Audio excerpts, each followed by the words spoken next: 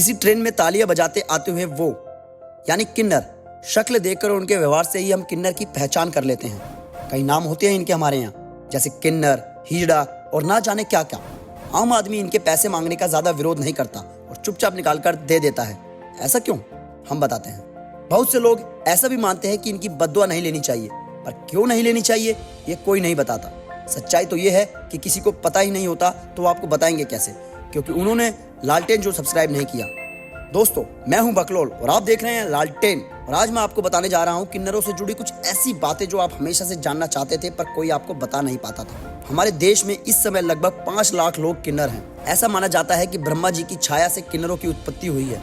ज्योतिष के अनुसार ऐसा माना जाता है कि वीर्य यानी स्पर्म की अधिकता से बेटा होता है और रज यानी रक्त की अधिकता से बेटी, और अगर रक्त और वीर्य दोनों बराबर रहे तो किन्नर पैदा होते हैं। महाभारत में अज्ञातवास के दौरान अर्जुन ने एक किन्नर का रूप धारण किया था।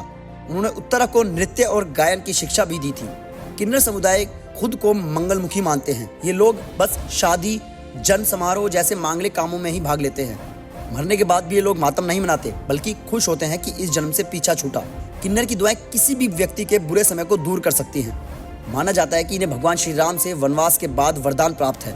कहा जाता है कि इनसे एक सिक्का लेकर पर्स में रखने से धन की कमी भी दूर हो जाती है। अगर किसी के घर बच्चा पैदा होता है और उस बच्चे के जन अंग में कोई कमजोरी पाई जाती है तो उसे किन्नरों के हवाले कर दिया जाता है। ये समाज ऐसे लड़कों की तलाश में रहता है जो खूबसूरत हों, जिनकी चाल ढाल थोड़ी कोमल हो और ऊंचा उठने का ख्वाब देखते हों। ये समुदाय उससे नजदीकी बढ़ाता है और फिर समय आते ही उसे बधिया कर दिया जाता है। बधिया यानी उसके शरीर के हिस्से के उस अंग को काट देना जिसके बाद वो कभी भी लड़का नहीं रहता।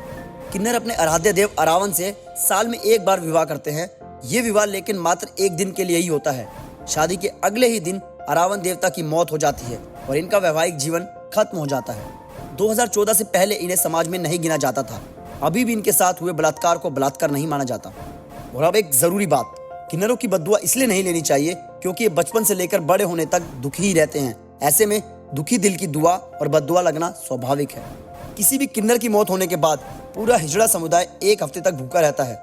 किन्नरों के बारे में अगर सबसे गुप्त कुछ रखा गया है तो वो है इनका अंतिम संस्कार। जब इनकी मौत होती है तो उसे कोई आम आदमी नहीं देख सकता। इसके पीछे की मान्यता ये है कि ऐसा करने से मरने वाला फिर अगले जन्म में किन्नर ही बन जाता है। इनकी शव यात्रा रात में निकलती है। शव यात्रा निकालने से पहले शव को जूते और चप्पलों से पीटा जाता है। इनके शवों को जलाया नहीं जाता बल्कि दफनाया जाता है। तो दोस्तों, आई होप ये आपको वीडियो बेहद पसंद आई होगी और किन्नरों के बारे में आपकी जानकारी थोड़ी सी बड़ी होगी। ऐसी ही अनसुनी और रोचक बातें आपको आगे भी मिलती रहेंगी। इसके लिए आप लालटेन को कर लीजिए यूट्यूब पर सब्सक्राइब और फेसबुक पर फॉलो।